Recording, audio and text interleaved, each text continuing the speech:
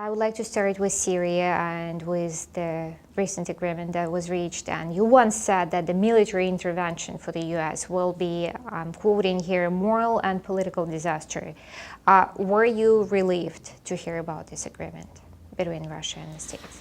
I think, like many people who believe in the concept of the responsibility to protect, that when there are mass atrocities and grave violations of human rights, the international community has a responsibility to respond and protect people.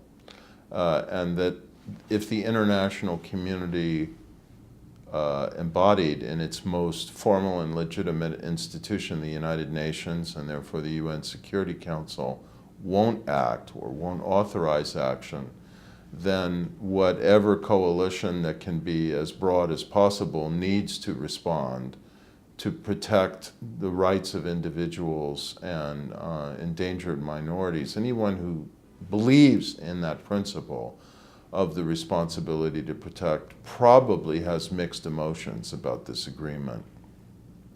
On the one hand, I think there could have been value to a rapid and forceful response that sends a message to Assad and other dictators who would consider using weapons of mass destruction against their own people, that this is morally disgraceful, beyond the pale, and carries, strong sanctions that somebody will enforce. On the other hand, because there was not a rapid response, and because there was so much opposition that welled up in the long period of delay, I think there would have been very substantial consequences that would have complicated the message we were trying to send by doing this, including the likelihood of casualties by innocent civilians, or including innocent civilians, and particularly given that the Assad regime had a lot of time to move people, innocent people, into locations where they could have in essence been human hostages. So an attack on those facilities would have claimed innocent loss of life because the Assad regime would have cynically created that danger, or it might not have had the impact because it had to avoid all those people. In any case, I think the most interesting argument for a response was made by Tom Friedman in the New York Times when he argued for a policy of arm and shame. That is, arm those rebels who, express a commitment, at least, to a more secular political and social system, that is, who are not Islamic extremists, and enable them at least to fight sufficiently credible resistance to Assad so that we can then compel Assad to get a negotiated settlement, while at the same time launching a campaign to take Assad to and other perpetrators of this crime to the International Criminal Court and shame them internationally and invoke international targeted sanctions against the individuals responsible for these atrocities. And I would say then what's interesting about arm and shame is we're not limited to the use of chemical weapons. There's been a deliberate strategy to kill large numbers of innocent civilians, to victimize medical practitioners who've been trying to give medical assistance, to drive large numbers of people into refugee status across borders. These are crimes against humanity. And the people in the Syrian regime who are responsible for them, not just for the chemical attacks, but for all these other crimes against humanity, should be held responsible before international public opinion and international institutions, including not least the International Criminal Court. I think what is hopeful about the Russian initiative is, first of all, we have the potential to get, I think it will take a lot longer than 6 months, but we have the potential to get an accounting and dismantling of these chemical weapons. And so at least it looks like we've got a decent chance to prevent their future use, which is very important, through political and diplomatic rather than purely military means. And secondly, it doesn't preclude the option of shame and punish through the international moral and legal system, including the International Criminal Court. In short, once it became the option on the table, I think we've had no choice but to try and make it work. What do you think was behind the Russian thinking about that? What was behind their motivation to come up with this solution? I think that from everything I've read and studied, President Putin has two overriding motivations. Number one, I think he is pervasively and powerfully motivated on all international fronts to prevent the use of American power, particularly unilaterally, but really by any means that isn't sanctioned by Russia and the UN Security Council. And I think he objects as a matter of principle to the United States or any coalition that isn't the coalition I just articulated. So even a much broader coalition interpreting international rules and norms and taking upon themselves the responsibility to implement and enforce them. But of course then, when Russia blocks the UN Security Council from enforcing them, what else is there but a coalition of the willing? So he's trying to contain the use of American power, particularly against authoritarian regimes that are at risk, without broad international legitimation and sanction, including that from and permission, including that from Russia. Secondly, I think he is sincerely worried about the growth of Islamic extremism. And this is something we should all be worried about.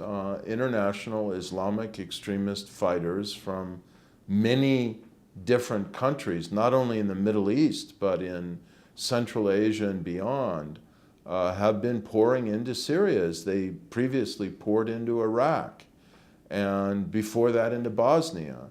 And I think he is worried about this becoming a kind of melting pot or laboratory for the breeding of new terrorist trainees and networks of Islamic extremism that could then propel outward to many different places, including Russia. And so maybe this now provides an opportunity for Russia and the United States to partner to assume some measure of moral and geopolitical responsibility for putting a lid on this crisis.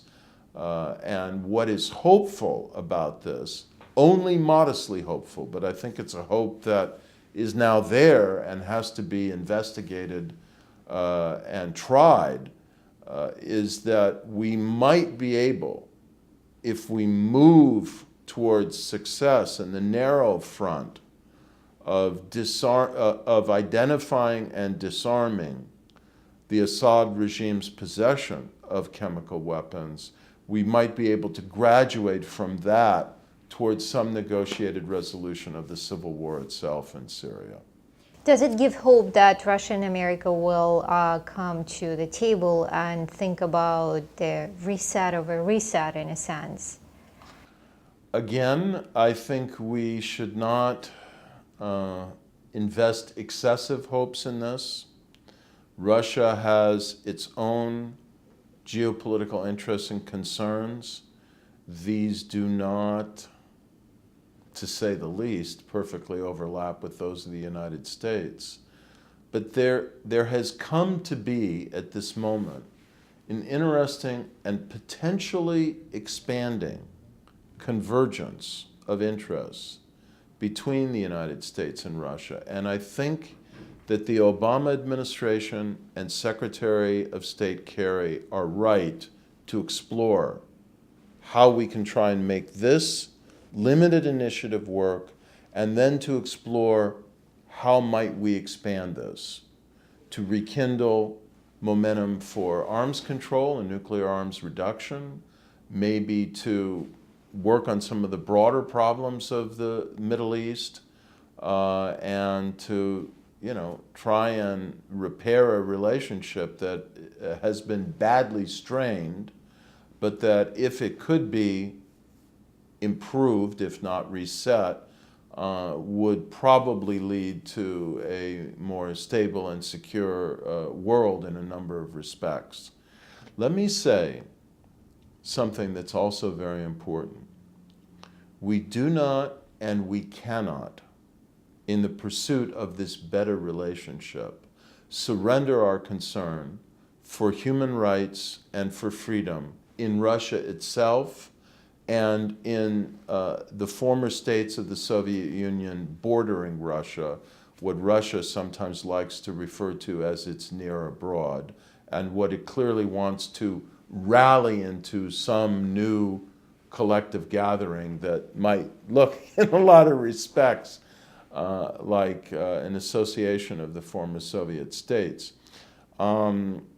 We have to agree to disagree in a lot of respects, but there were times when foreign policy under President Reagan, for example, and under Secretary of State Shultz, was able to proceed on multiple independent tracks. We were able to do business on arms control. We were able to do business on other areas of eventually evolving shared collective interest, particularly under Gorbachev.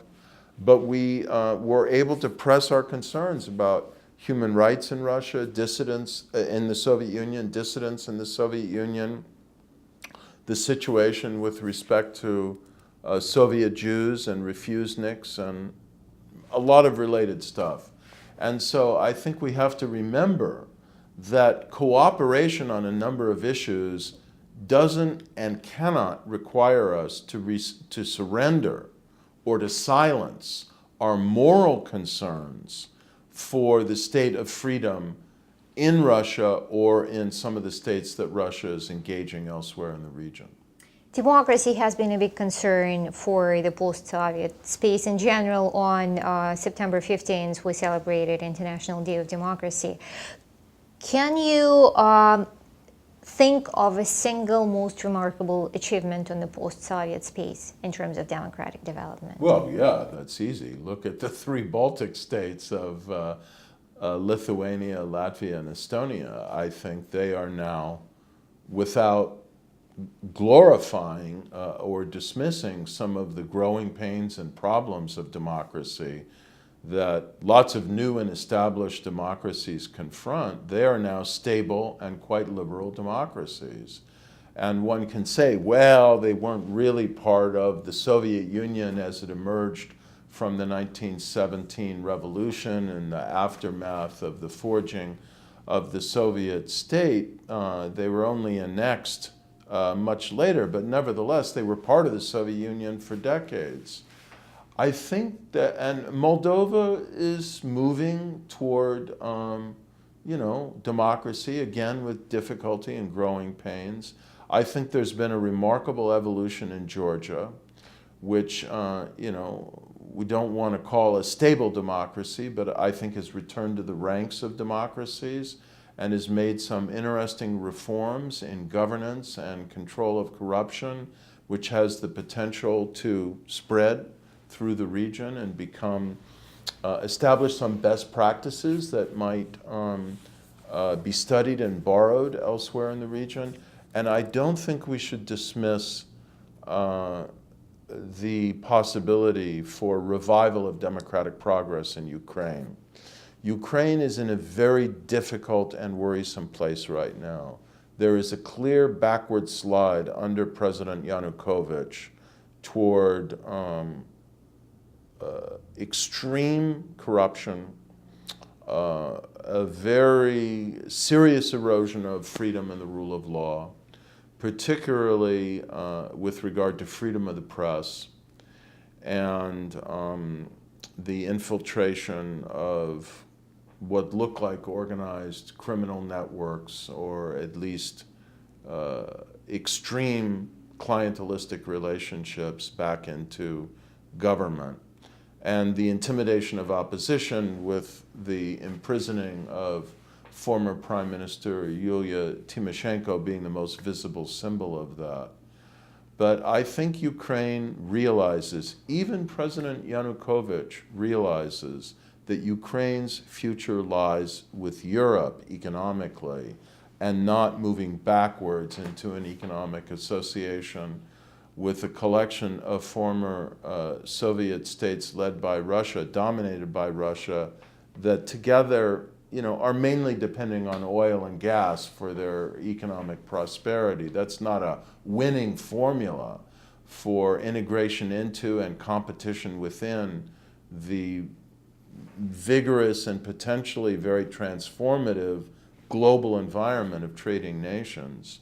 And so as Ukraine looks toward association with the European Union in the Eastern Partnership Initiative, they're going to have to make some concessions to improve governance and the climate for rights, beginning with, but by no means limited to, the release of former Prime Minister Tymoshenko.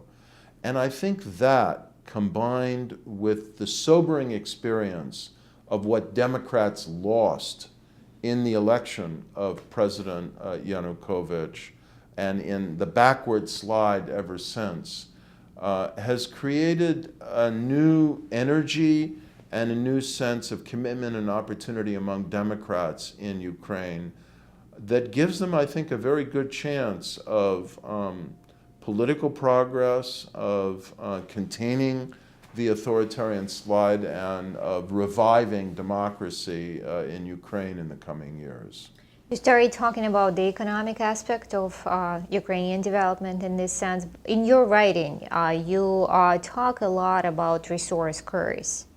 And I'm just wondering, how do you see this resource curves being applied on the post-Soviet space in Russia, for instance? Well, I think Russia, but also Azerbaijan and Kazakhstan, for example, are poster children for the resource curse. That is, they are sadly very dramatic, confirming examples of what dependence on oil and gas in particular, but other hard mineral wealth for the bulk of a country's export earnings and much of its economic dynamism, what this does to governance.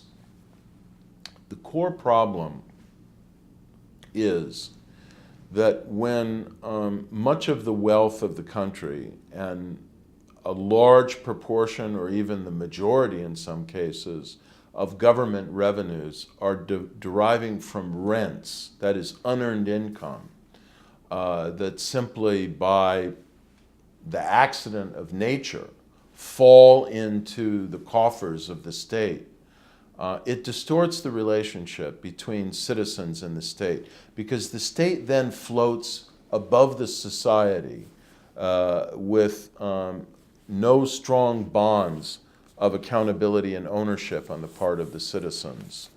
And the state doesn't need so much the tax revenue of its own citizens, because it's able to just extract the revenue it needs from these external rents that come in the form of oil and gas royalties and sales internationally. And people have no sense that the state is theirs and that this revenue that's flowing into the state really belongs to them. And it can also fund not just means for the state to buy off opposition and enrich people and therefore earn their political loyalty in the crudest and most simplistic and cynical fashion, but it also helps to fund very extensive state security apparatuses. How does Nazarbayev pay his very extensive state security apparatus and keep a political support base happy?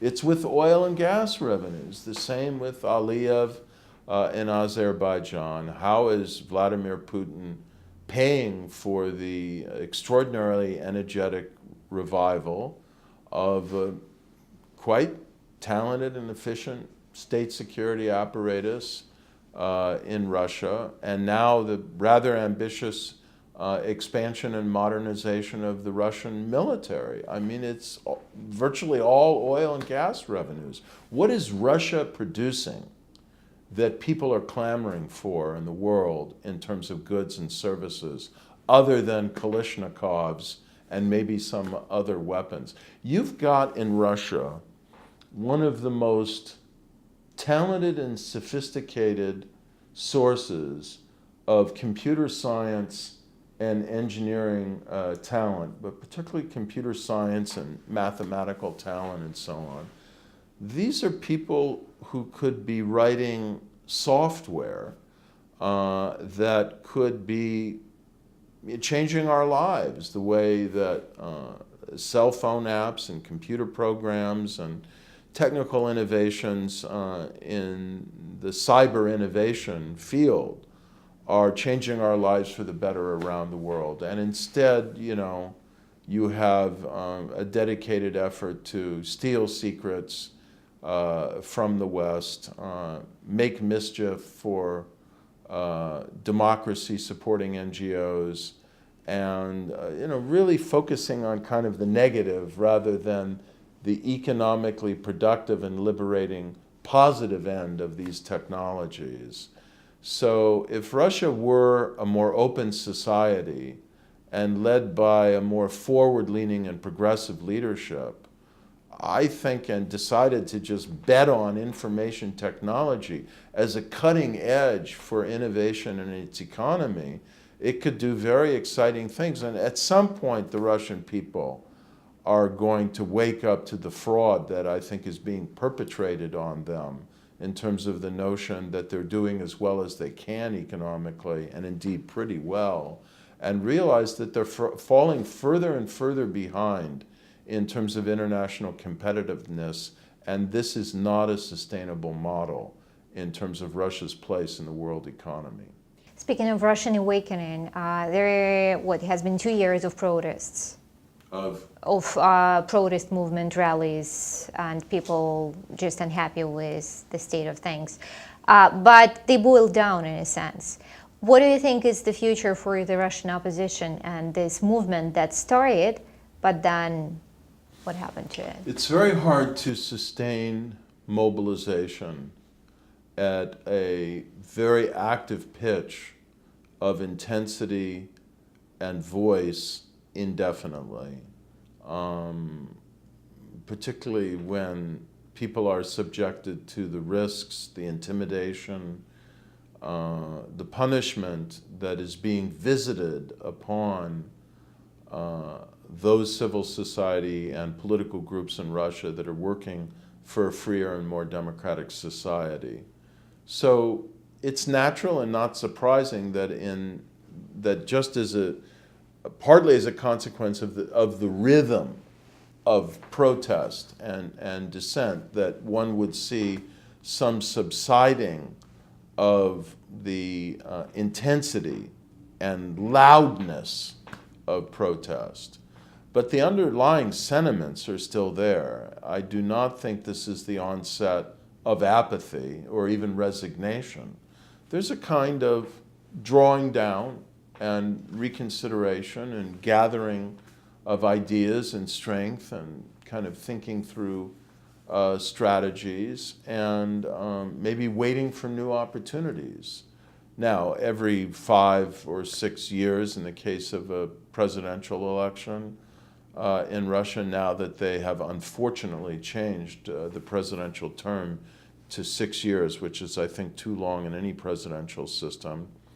That's one opportunity, but that's a long time away. But there are other opportunities that will arise in response to events, in response to revelations, just in response to the accumulation of pent-up frustration about a system that is deeply corrupt and almost completely unaccountable. So at some point, I predict something will happen that will catalyze protests again. And I think that, we can't in the United States be or be seen to be a vehicle or agent for stimulating protests. Our interest is simply in encouraging a reining in of political repression and a promulgation of a freer and more open society. What Russians do at the polls after that, or in terms of their expressions of concern and political hope in the public space after that, that's up to them.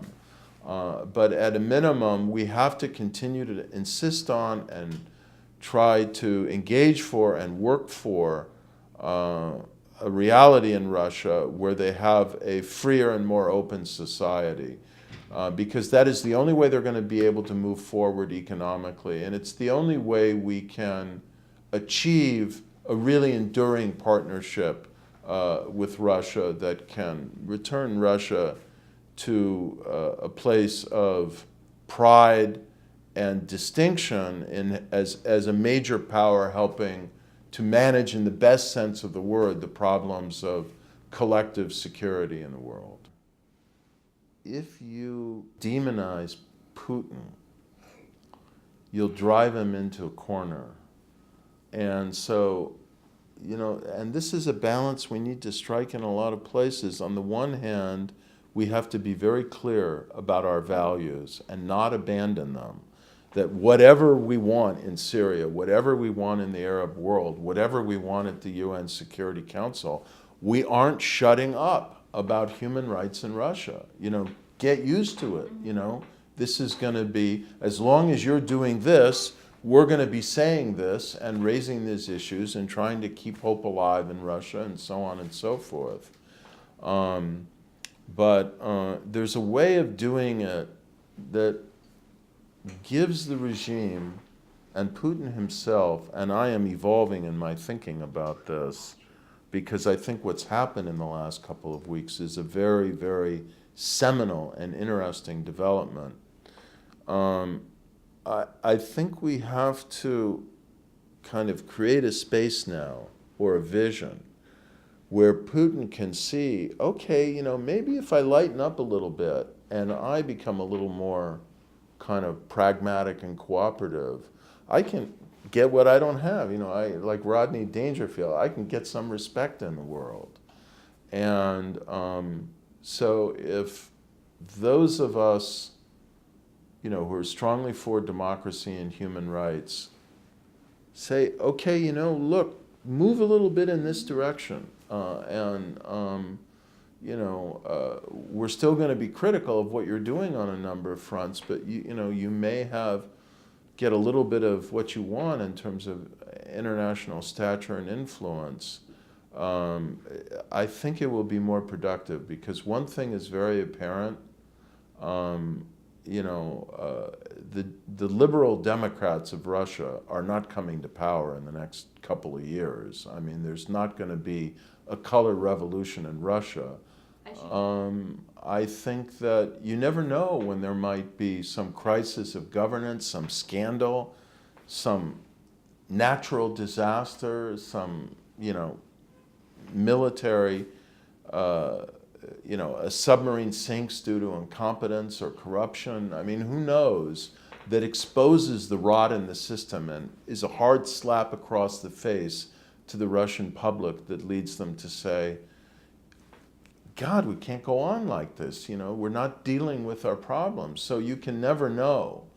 But, and I think the most obvious hard slap in the face would be a significant decline in the price of oil and gas. It doesn't seem on the horizon now, but we're on the cusp of major expansions in the production of carbon-based fuels. And if we also get major expansion in energy conservation, we do have a chance of reducing the price of oil and gas. And if we reduce it significantly enough, hopefully through these innovations and not through some new global financial crisis that creates an artificial plunge in demand, then that would put pressure on Russia. That's the most obvious scenario for putting pressure on the regime to be more democratic or creating some new political demand for change. And you just can never know when that's coming, but I don't see any sign that it's imminent. One scenario is, as I said, there's some external shock where it's either a natural disaster, a man-made disaster because of corruption and bad governance in Russia, or a decline in the price of Russia's principal exports, oil and gas. The other scenario is just the gradual replacement of one generation by another, and the growing sense among a new and rising generation of younger Russians that to join the world in a more fundamental sense than post-Soviet Russia has joined the world, to really join the club of modern advanced industrial states, they have to turn toward democracy. Now that, in a real sense and not in the pseudo sense that Putin claims they have, that's probably more of a kind of 10-year time horizon than a 2-year time horizon. But I think it's out there as a prospect. There's one more thing that is a potential external shock that I think could seriously destabilize the current nature of authoritarian rule in Russia, and that is the collapse of communist rule in China. And I think that's coming. I don't know when it's coming, but I don't think it's 20 years away. I don't even think it's 15 years away. There is tremendous rot at the foundations of Chinese communist rule. And it's like they're living in denial of it. And the leadership under Xi Jinping had an opportunity when they came in the fall of 2012 to turn over a new leaf, to say, look, we're changing society. We got endemic problems of corruption and bad governance. We can't solve them without a freer, more open society, freer flows of information, truly enabling investigative journalism, opening up the limits on free expression and free reporting by citizen journalists, and establishing real means of accountability. We're going to start having competitive elections. We'll start at the local level, and like Taiwan, we'll eventually move up to higher levels, county government, provincial government, someday not immediately national level government. If they had done that, they could have bought a lot of time, I think. It is very clear to me now, and I think to professional China watchers as well, that Xi Jinping and the senior leadership of the Chinese Communist Party have absolutely no intention of doing that. Their response is to double down on authoritarianism, to arrest more people, to tighten the lid on free expression, to fire people from the universities and the media who are too outspoken, and throw up a few sacrificial lambs like Bo Xilai, who surface in their corruption and then need to be made examples of so that they can hide the deeper, more systemic and breathtakingly pervasive and unrestrained corruption. Chinese communist rule is one economic crisis away from collapse. I don't wish for it.